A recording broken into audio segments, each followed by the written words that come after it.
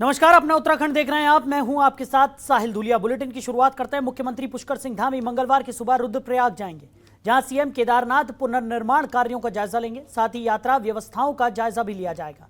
इसके साथ ही सीएम तिलवाड़ा पहुंचेंगे, जहां कई विकास योजनाओं का शिलान्यास और लोकार्पण करेंगे। सीएम धामी पार्टी कार्य समिति की बैठक भी करेंगे और कार्यकर्ताओं से मुलाकात भी करेंगे। सीएम विभिन्न सामाजिक और धार्मिक संगठनों के साथ बैठक और जनपदीय अधिकारियों के साथ समीक्षा बैठक भी करेंगे। आपको बता दें कि सोमवार को रुद्रप्रयाग में पहाड़ी जिलों में हो रही मूसलाधार बारिश के कारण मुख्यमंत्री पुष्कर सिंह धामी का केदारनाथ दौरा रद्द हो गया है। आपको बता दें कि आज सीएम धामी केदारनाथ धाम पहुंचने वाले थे, लेकिन देर रात से हो रही बारिश के कारण सीएम का प्रोग्राम रद्द कर दिया गया। 20 जुलाई को केदारनाथ सीएम धामी जाने वाले हैं। मंगलवार को केदारनाथ धाम सीएम धामी पहुंचेंगे तो केदारनाथ पुनर्निर्माण कार्यों का जायजा लिया जाएगा। तिलवाड़ा में विकास कार्यों का लोकार्पण और शिलान्यास भी सीएम पुष्कर सिंह धामी करेंगे। पार्टी कार्य समिति की बैठक भी सीएम धामी करने वाले हैं। बीजेपी कार्यकर्ताओं से मुलाकात वो करेंगे। सामाजिक और धार्मिक संगठनों के साथ बैठक करेंगे। बुधवार को चमोली जिले के लिए रवाना हो जाएंगे सीएम धामी, और बारिश के कारण आज सीएम का केदारनाथ दौरा रद्द करना पड़ा।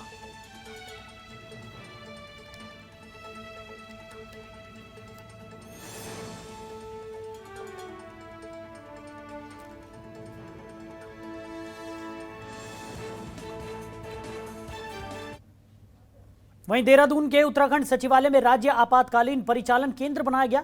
यह कंट्रोल रूम 24 घंटे काम करता है, जहां से पूरे प्रदेश की जानकारी इकट्ठा की जाती है। वहीं मुख्यमंत्री पुष्कर सिंह धामी ने सचिवालय कंट्रोल रूम का आकस्मिक निरीक्षण किया। मुख्यमंत्री ने प्रदेश में अतिवृष्टि से हुए नुकसान की जानकारी ली।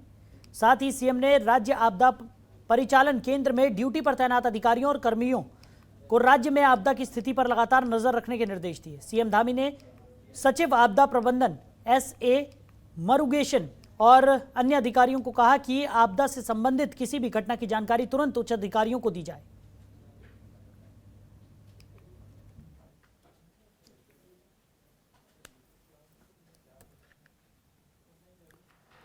वहीं उत्तराखंड में कोरोना कर्फ्यू को एक हफ्ते के लिए बढ़ा दिया गया है। सरकार ने 27 जुलाई तक कोरोना कर्फ्यू बढ़ाया है। वहीं नई गाइडलाइंस में अब मैदानी क्षेत्रों से पर्वतीय क्षेत्रों में जाने के लिए प्रदेश के नागरिकों को RT-PCR रिपोर्ट दिखाने की अनिवार्यता खत्म कर दी गई है। वहीं बाजार खुलने का समय सुबह 8 बजे से रात 9 बजे तक कर दिया गया है। साथ ही 50% क्षमता के साथ सिनेमा हॉल और वाटर पार्क खोलने की अनुमति दी गई है। दूसरे राज्यों से आने वाले लोगों के लिए RT-PCR रिपोर्ट दिखाना अनिवार्य है। तो उत्तराखंड में कोरोना कर्फ्यू एक हफ्ते के लिए बढ़ा दिया गया है। स्थानीय लोगों के लिए RT-PCR की अनिवार्यता को खत्म कर दिया गया है।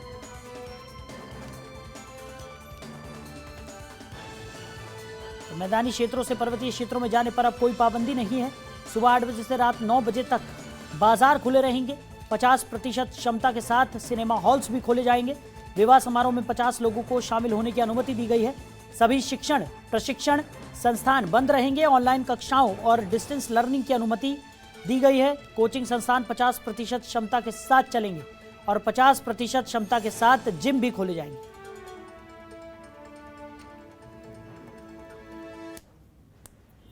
एक और हफ्ते के लिए बढ़ाने का निर्णय लिया गया, जिसमें काफ़ी छूटें हम लोगों ने दी हैं। जिसमें सबसे विशेष छूट ये है कि जो राज्य में आवाजाही में मैदान से पहाड़ी जनपदों में जाने के लिए RT-PCR एंटीजन या रैपिड टेस्ट का एक कंपल्सन था, उसे समाप्त कर दिया गया। अब राज्य के अंदर राज्यवासी बिना किसी रोक टोक के आवागमन कर सकते हैं। दूसरा, जो दुकानों का समय था, जो पूर्व में 8 बजे से 7 बजे तक का था, उसको 8 बजे से अब 9 बजे शाम तक करने का निर्णय लिया गया। अब प्रातः 8 बजे से 9 बजे तक दुकानें प्रतिष्ठान खुले रहेंगे। तीसरा, जो हवाई मार्ग से जो यात्री आ रहे हैं, उन पर अगर उन्होंने दोनों वैक्सीन लगा दी हैं तो दोनों वैक्सीन लगाने के वाले यात्री को राज्य में आने की अनुमति दी जाएगी। वहीं कैबिनेट मंत्री गणेश जोशी ने मसूरी देहरादून विकास प्राधिकरण के अधिकारियों के साथ बैठक की। बैठक के दौरान कैबिनेट मंत्री गणेश जोशी ने अवस्थापना निधि की ओर से चल रहे विकास कार्यों की समीक्षा की। इसके दौरान कैबिनेट मंत्री ने कहा कि कई क्षेत्रों में पिछले 1 वर्ष से सड़क न बनने की वजह से सड़कों पर गड्ढे बढ़ गए हैं। साथ ही जहां सड़कें बनी हैं वहां पर नाली और पानी की निकासी की व्यवस्था नहीं है। कैबिनेट मंत्री गणेश जोशी ने अधिकारियों को निर्देश दिए कि जहां भी वो सड़कें बनाएं, पानी की निकासी सुनिश्चित करें। उन्होंने अधिकारियों को निर्देश दिए कि 3 महीने के अंदर श्यामा प्रसाद मुखर्जी पार्क के निर्माण कार्य को पूरा कर लिया जाए।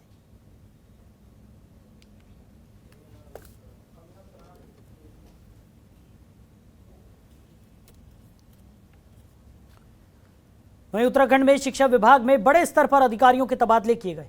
आपको बता दें कि माध्यमिक शिक्षा निदेशक के साथ प्राथमिक शिक्षा का अतिरिक्त प्रभार संभाल रहे आर.के. कुंवर का भी तबादला हो गया है, जिसके बाद अब आर.के. कुंवर को अकेडमिक शोध एवं प्रशिक्षण संस्थान का निदेशक बनाया गया है। वहीं सीमा जौनसारी को माध्यमिक शिक्षा का निदेशक बनाया गया। साथ ही राधा कृष्ण उनियाल को प्रभारी निदेशक प्रारंभिक शिक्षा की जिम्मेदारी सौंपी गई।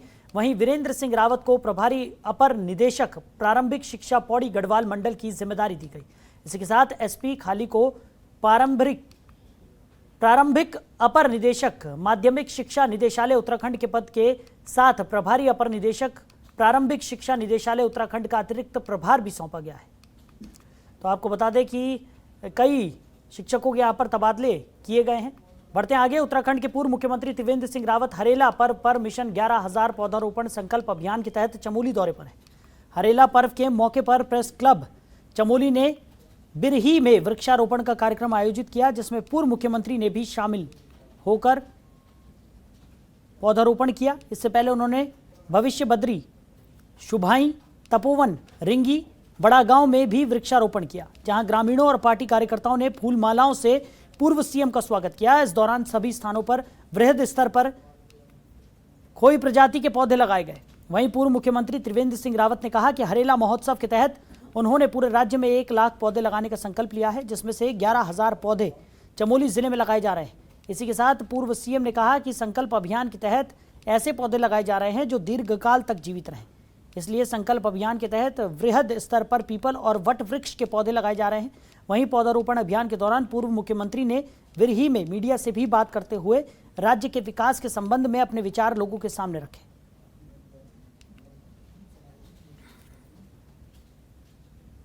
आम आदमी वनों पर वो कितना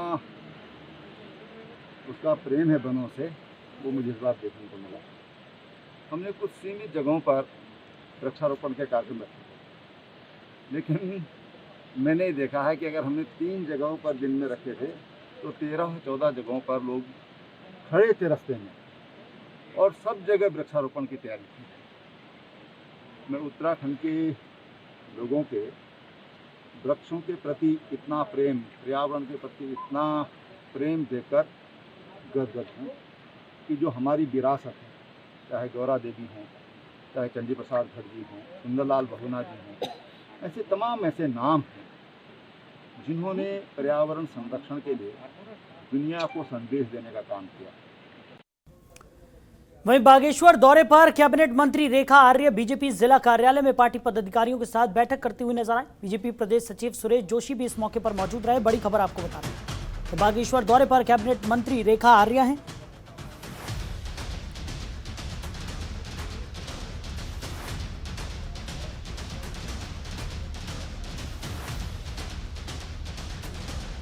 बड़ी खबर,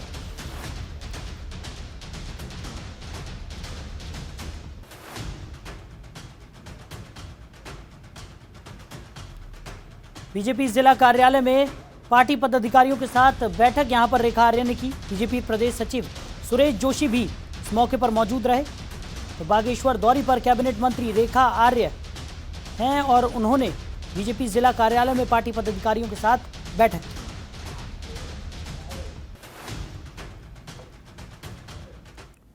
वहीं उत्तराखंड में इन दिनों बारिश के कारण कई जगहों पर रास्ते बंद हो गए हैं, तो कई जगहों पर भूस्खलन लगातार जारी है। इसके लिए बारिश के हालात और बारिश की वजह से हो रहे नुकसान पर नजर बनाने के लिए आपदा प्रबंधन कंट्रोल रूम अलर्ट मोड पर है।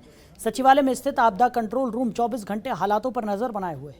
वहीं आपदा प्रबंधन कंट्रोल रूम के अधिकारियों की माने तो मौजूदा वक्त में 4 नेशनल हाईवे बाधित हैं, जिसमें देहरादून, चमोली, रुद्रप्रयाग, पिथौरागढ़ और बागेश्वर के राजमार्ग शामिल हैं, जिसको खोलने का काम जारी है। इतना ही नहीं, राज्य की सभी नदियों पर भी कंट्रोल रूम की नज़र है। साथ ही मौसम विभाग के साथ बराबर संवाद किया जा रहा है और उसकी पूरी जानकारी जिलों को भी भेजी जा रही है ताकि आपदा जैसे हालात पैदा ना हो सकें।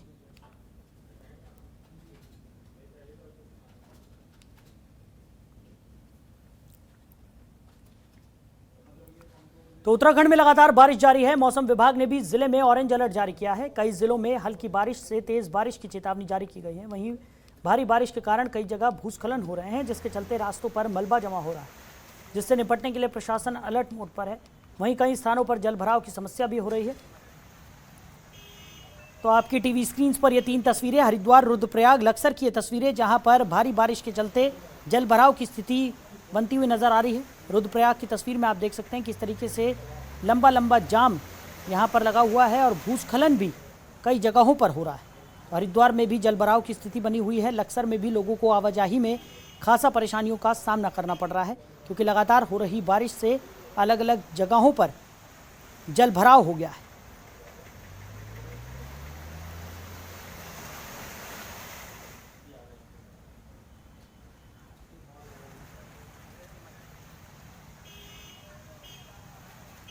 हरिद्वार, रुद्रप्रयाग, लक्सर की तस्वीरें हम आपको दिखा रहे हैं, जहां पर लगातार हो रही बारिश के चलते लोगों को खासा परेशानियों का सामना करना पड़ा।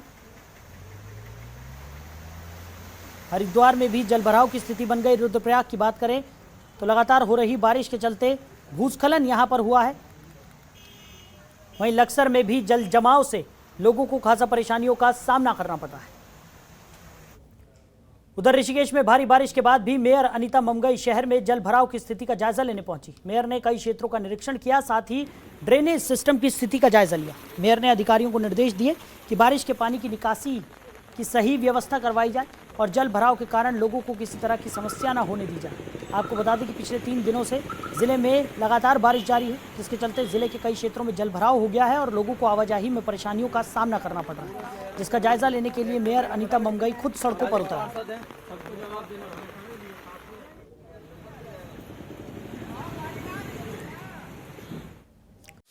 खबरों के निष्पक्ष विश्लेषण के लिए सब्सक्राइब करें Jantantra TV and press the bell icon. Never miss any update.